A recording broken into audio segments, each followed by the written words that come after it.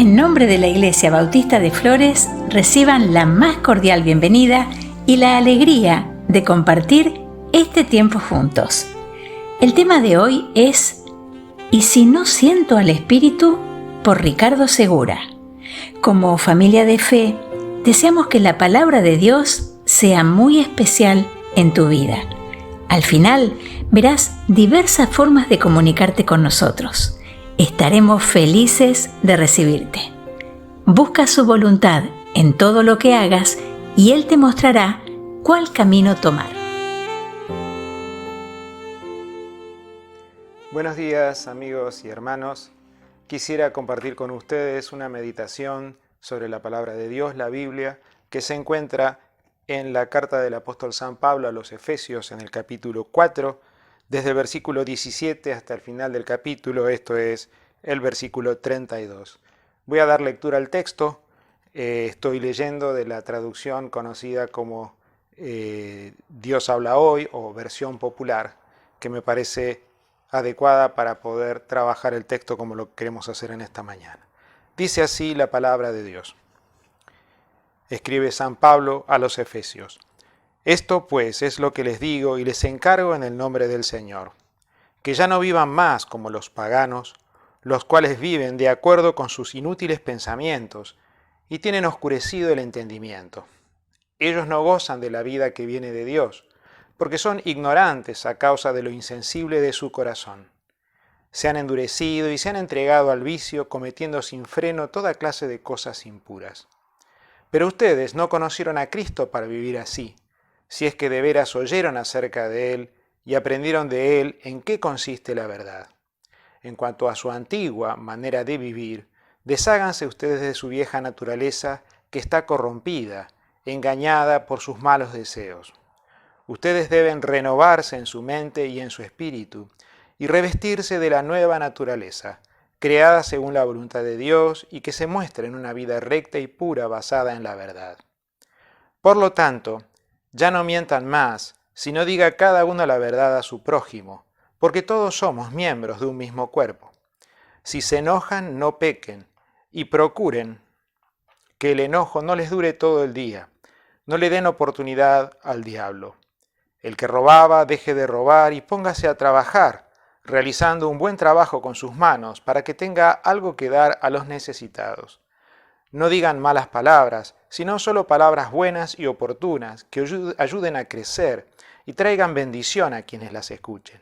No hagan que se entristezca el Espíritu Santo de Dios, con el que ustedes han sido sellados para distinguirlos como propiedad de Dios el día en que Él les dé completa salvación. Echen fuera la amargura, las pasiones, los enojos, los gritos, los insultos y toda clase de maldad. Sean buenos y compasivos unos con otros, y perdónense unos a otros, como Dios los perdonó a ustedes, en Cristo. Hasta aquí la lectura de la palabra. Hace unos cuantos años, cuando yo era joven, recuerdo haber predicado en una oportunidad y al finalizar el mensaje se me acerca un hermano y me dice, todavía puedo recordar sus palabras, no vi al Espíritu Santo en ese sermón. Se imaginarán que cuando escuché esto me quedé bastante desalentado y me tomó un tiempo tratar de entender qué podía querer significar eso. Digo esto a cuento de el tema que en el cual quiero que pensemos en esta mañana, que es ¿qué pasa si no siento al Espíritu en mi vida? ¿Qué pasa? La pregunta es ¿y si no siento al Espíritu? En los mensajes anteriores hemos tenido una introducción a cargo del pastor Justo, un desarrollo por el pastor Equisián y también una explicación sobre el bautismo del Espíritu Santo, el significado de esto por el pastor Stanley Clark. Eso está muy bien presentado, muy bien preparado. La pregunta es, aún en mi pregunta interior, en mi interioridad, ¿y qué pasa si yo no estoy experimentando, no siento al Espíritu, no siento que el Espíritu esté en mi vida, no siento que el Espíritu esté obrando en mis propias acciones, en mi persona, ¿no? Soy cristiano, pero no siento el Espíritu Santo en mi vida. ¿Qué es lo que me pasa? Y esto podríamos extrapolarlo si quisiéramos al caso de la iglesia, ¿no? Soy cristiano, somos creyentes, no sentimos que el Espíritu Santo esté obrando en medio nuestro. Tenemos diferencias a veces, tenemos distintos puntos de vista. ¿Cómo percibimos el tema de la presencia y la acción y la percepción y la manera de tomar decisiones en el Espíritu Santo? El pastor Stanley, en el sermón del domingo pasado, fue muy claro en señalarnos dos aspectos que tienen que ver con el Espíritu Santo. Por un lado, que es una persona, y que cuando el creyente se hace creyente, recibe al Espíritu Santo, que es una persona que es indivisible, pero es una persona, no es un poder o una influencia, aunque ciertamente las tiene, pero es una persona. Y como persona es indivisible. No podemos tener un poco del Espíritu, mucho del Espíritu, porque el Espíritu es una persona. De hecho, hay un texto en Juan 3:34 donde Jesús dice que Dios no da al Espíritu Santo por medida. Con estos elementos y en base a esto, digamos que respecto al Espíritu de Dios en la vida de una persona, pueden ocurrir dos cosas. Que esté actuando o que no esté actuando. Si es creyente, lo tiene o lo tiene. No hay una posibilidad de que yo diga, yo soy creyente, pero no tengo el Espíritu Santo. Que lo sienta actuar es otra cosa, porque puede ocurrir que pueda estar actuando como persona que ya está viviendo en mi vida o que tenga algunas dificultades, ¿no? Y no precisamente el origen de las dificultades será el Espíritu Santo mismo. Yo quisiera que de todo el texto que hemos leído, nos enfoquemos en el versículo 30. Y quisiera que señalemos tres aspectos en el Espíritu Santo, sobre el Espíritu Santo que aparecen en este versículo. El versículo 30 dice, no hagan que se entristezca, en la versión tradicional Reina Valera dice, no contristen al Espíritu Santo de Dios, con el que ustedes han sido sellados para distinguirlos como propiedad de Dios el día en que Él les dé completa salvación. El Espíritu actúa, dijimos, solamente en aquellos que son de Cristo. Dice Romanos 8:9, el que no tiene el Espíritu de Cristo no es de Él. Así que en primer lugar, si somos cristianos, estamos seguros de que tenemos el Espíritu Santo de Dios en nosotros. No hay otra posibilidad. No es posible decir, yo soy cristiano, pero no tengo el Espíritu de Dios morando en mí. Si no tengo el Espíritu de Dios morando en mí es porque no soy cristiano.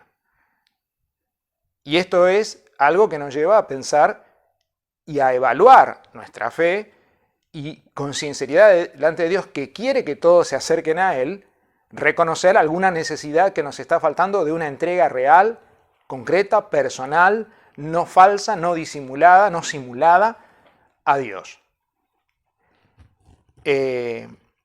Entonces, si somos cristianos, todos tenemos el Espíritu. Todos, dice aquí, hemos sido sellados. Cada creyente, en el momento en que tomó su decisión de fe, de entregarle su vida a Cristo, de reconocerlo como Señor y Salvador, recibe como un anticipo de algo que va a venir después, que está en el mismo texto también, la presencia real del Espíritu, la presencia completa del Espíritu. En segundo lugar, una vez que podemos decir que hemos sido sellados porque somos cristianos y tenemos el Espíritu de Dios, la presencia de Dios, del Espíritu es una garantía de que somos propiedad de Dios, en dos sentidos. Dice aquí que nosotros hemos sido sellados para ser distinguidos como propiedad de Dios el día en que Él les dé completa salvación. El Espíritu lo tenemos ahora, pero el Espíritu es una garantía de algo que va a ocurrir en su plenitud en el final de los tiempos, cuando el Señor regrese. 2 Corintios 1:22 habla de las arras del Espíritu, una especie de adelanto. La presencia del Espíritu es un adelanto de una experiencia más completa y total, donde lo que nosotros estamos viviendo aquí como creyentes es solo una parte. Y es una esperanza que debe motivarnos, que debe desafiarnos, que debe hacernos sentir gozosos y con una gratitud tremenda ante Dios por lo que Él va a darnos en el final. Esas arras del Espíritu, ese adelanto, no es una parte del Espíritu que se nos da ahora para que después tendremos una plenitud mayor, en este sentido. Hemos recibido el Espíritu mismo como un todo completo, es el anticipo, es el sello, es el adelanto de lo que va a hacer en el final. Entonces, ya está obrando ahora, tenemos una salvación actual, hemos sido salvados y el Espíritu está obrando.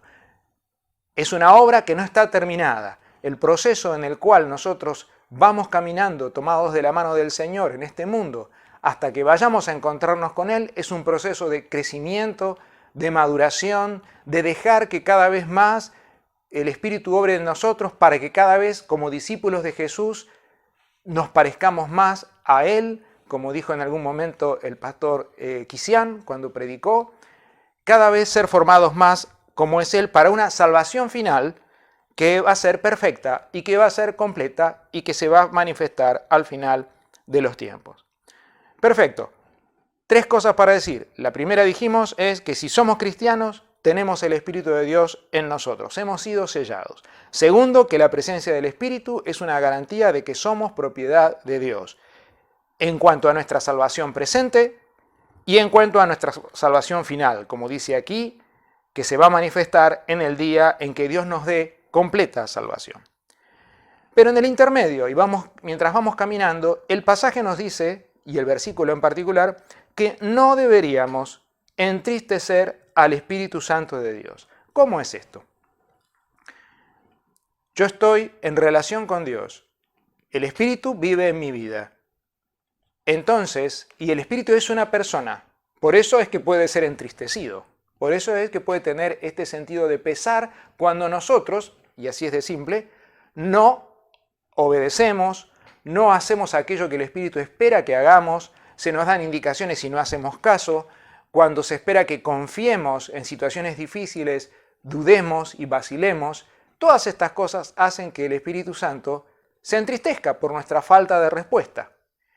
Tanto en el Antiguo Testamento como en el Nuevo hay muchas expresiones de Dios donde Dios aparece sintiendo pesar porque las personas toman malas decisiones frente a lo que Dios espera de ellos. Y eso también nos pasa a nosotros. ¿Y cuáles son esas malas decisiones? ¿O cuáles son esos problemas que puede haber o que pueden presentarse y que hagan que nuestra comunión en el Espíritu no sea la perfecta, no sea la ideal y el Espíritu se entristezca por nosotros? Bueno, todo el capítulo que acabamos de leer contiene un montón de indicaciones de cosas que están mal. Cosas que estaban mal. En Efesios capítulo 5 va a haber un desarrollo muy conocido sobre cómo es que el Espíritu trabaja cuando uno le deja en la vida de las personas. Aparecen los frutos del Espíritu, otras indicaciones que dicen de qué cosas debemos huir. Pero aquí en particular, y después de presentar en los primeros versículos cosas que no pueden ocurrir en nuestra vida porque somos creyentes, ¿no? Se explica a partir del versículo 17 que la gente que no conoce a Dios hace un montón de cosas que están descritas ahí, y ustedes pueden volver a leer el texto, que Dios no quiere, que Dios no aprueba y que Dios lamenta. En el versículo 22 dice, en cuanto a su antigua manera de vivir, porque todos antes de conocer a Cristo tuvimos una antigua manera de vivir, desháganse ustedes de la vieja naturaleza. Ahora, es interesante porque uno diría, le está hablando a creyentes. Este mensaje que estamos leyendo es para cristianos. Y uno dice, ¿cómo puede ser? ¿Cómo puede ser? Por favor, son cristianos. Ya conocieron a Dios, experimentaron las riquezas de lo que Dios puede dar en la vida de uno, se sintieron renovados. No puede ser que hagan estas cosas. No puede ser. ¿No nos pasa a nosotros también? No tenemos momentos de debilidad, no hay momentos en los que debemos reconocer, y no ocultar, sino reconocer delante de Dios que estamos fallando, que le estamos fallando. Desháganse ustedes, versículo 22, de la vieja naturaleza que está corrompida, deben renovarse en su mente y en su espíritu, revestirse de la nueva naturaleza. Recuerdo un curso de discipulado que realicé hace muchos años, en donde se hablaba muy concretamente de este tema de las dos naturalezas con las que nosotros lidiamos. Por un lado, somos creyentes en Cristo y Dios nos da en Cristo una nueva naturaleza, pero nuestra vieja naturaleza, mientras estemos aquí, nos acompaña, nos hace el favor de estar a nuestro lado. y con ella tenemos que lidiar, y a ella tenemos que dominarla, y tenemos que pedirle a Dios que nos dé las fuerzas y que la presencia del Espíritu nos anime y nos aliente para poder superar esas cosas que a Dios no le agradan en nuestras vidas y que a veces dejamos que vuelvan o que hemos dejado que se queden, más tristemente. Ya no mientan más. ¿Se dan cuenta? Está hablando a creyentes, por lo tanto ya no mientan más, sino diga cada uno la verdad a su prójimo. Y uno se pregunta, ¿si eso será posible? ¿Que yo esté mintiendo? ¿O me esté engañando? ¿O esté engañando a otros aún siendo creyente? Vivir una vida recta y pura. Estoy leyendo porciones salteadas del texto hacia adelante y hacia atrás, que esté basada en la verdad. Si se enojan, no pequen. Procuren que el enojo no les dure todo el día, no le den oportunidad al diablo. El diablo trabaja muy bien, el diablo sabe muy bien cómo trabajar en las relaciones entre hermanos para corromper, para destruir, para enemistar y para hacernos caer y hacernos pecar. El que robaba, deje de robar y póngase a trabajar. Se ve que todavía en la iglesia había gente que no había entendido que robar no estaba bien, ¿no? Realizando un buen trabajo con sus manos para que tenga algo que dar a los necesitados. Interesante que además, que no era solo para poder sobrevivir, sino para poder ayudar a otros. No digan malas palabras, sino solo palabras buenas y oportunas, que ayuden a crecer, que traigan bendición a quienes las escuchen. ¿Qué estoy haciendo con mis palabras? ¿Qué estoy haciendo con mi lengua? ¿Qué cosas estoy diciendo que están de más? ¿Y qué cosas tendría que haber dicho y no dije para honrar el nombre del Señor? Echen fuera la amargura, las pasiones, los enojos, los gritos, los insultos y toda clase de maldad.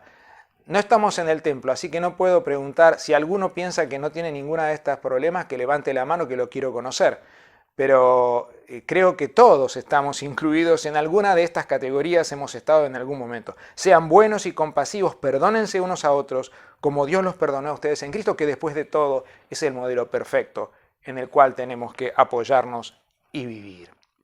No deberíamos entristecer al Espíritu Santo de Dios. Sorprende que Pablo le diga unas cuantas cosas a los creyentes de Éfeso, pero parece ser que se las tiene que decir. Y todas estas cosas tienen que ver con nuestras actitudes, también en lo personal, pero también en relación con los demás, en particular con los demás hermanos. Es por eso que yo en algún momento mencioné al principio de la reflexión que esto podría ser, y si no siento al Espíritu, o y si no siento al Espíritu de Dios en la iglesia. Son criterios que pueden aplicarse también a nuestra vida como comunidad de fe. La fe cristiana es una fe comunitaria, es una fe que se vive en conjunto. No existen los cristianos solitarios. Nosotros tenemos que construir nuestra fe junto a otros hermanos. Y eso implica situaciones en las que se va a poner a prueba la manera en que le dejamos al Espíritu Santo que obre en nuestras propias vidas. Estas son pautas que nos pueden ayudar a entender lo que sentimos en cuanto al Espíritu de Dios en nosotros. No nos dejemos engañar pensando que si me siento mal es porque el Espíritu no está en mi vida. Si me siento mal, puede ser porque haya pruebas realmente que me hacen sentir mal, lo cual es completamente lógico, pero debo revisar si soy consciente de que tengo al Espíritu y de que eso es una realidad innegable, invariable, inmutable como creyente, porque he sido sellado. Sí, puedo reconocer que la presencia del Espíritu es una garantía para nuestra salvación actual y para nuestra salvación futura, y en función de ello, saber que el Espíritu que está en mí puede ser entristecido según lo que yo haga, según lo que yo piense, según lo que yo diga, según cómo me relacione con otros, pero el recurso de acudir a Dios y pedirle ayuda, pedirle dirección, pedirle orientación a través de su palabra, a través de la oración, a través del compromiso y el vínculo con otros hermanos, está siempre disponible. Ahora podría ocurrir, llegado el caso, que revisando esta lista que hemos leído así muy rápidamente, alguien dijera, no, pero yo estoy bien. Yo la verdad reviso esta lista y encuentro que yo cumplo con todas estas cosas, pero aún así no siento. No siento. Podría ocurrir, yo digo que podría ocurrir, es un caso hipotético, no sería mi caso por lo menos. Siento que todavía no siento en el Espíritu. Si ese es el caso, o aún estando bien o mal, puede que tengamos por delante otro desafío que tiene que ver con caminar por fe y no por vista. 2 Corintios 5:7, dice Pablo, por fe andamos y no por vista. Hay momentos en la vida, hay experiencias en la vida en las que no podemos ver. No podemos ver nuestro futuro.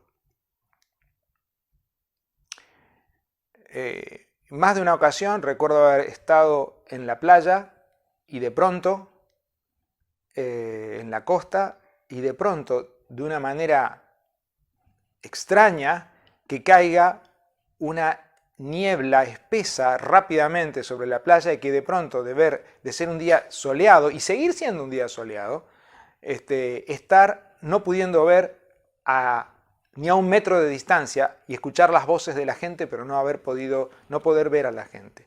Hay momentos en la vida que yo he experimentado al menos, en donde la vida es así.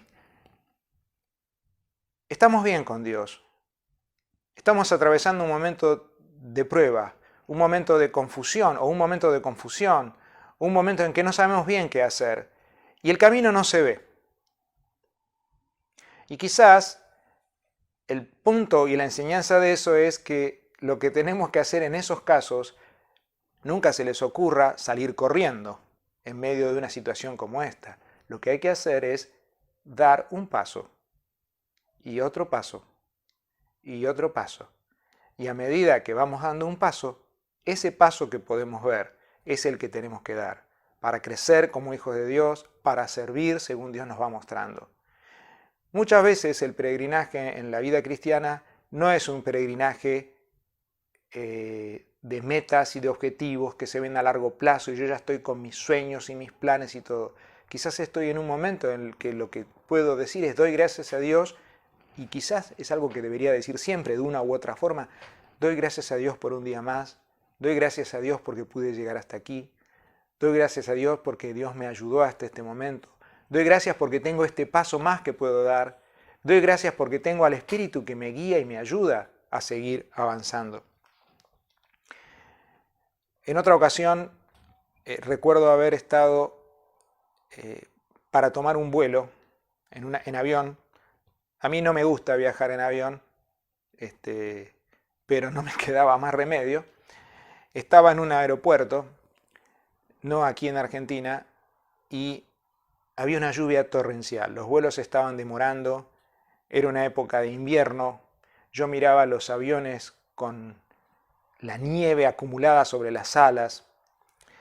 Y sin embargo decidieron que el avión iba a salir. Yo, que no entiendo nada de nada, me parecía, bueno, yo esperaría que amaine, pero no era esa la decisión de los que sabían, obviamente. Subimos al avión, el avión despegó en medio de una tormenta, sacudiéndose de una manera, y se internó en esas nubes negras y grises que estaban ahí arriba.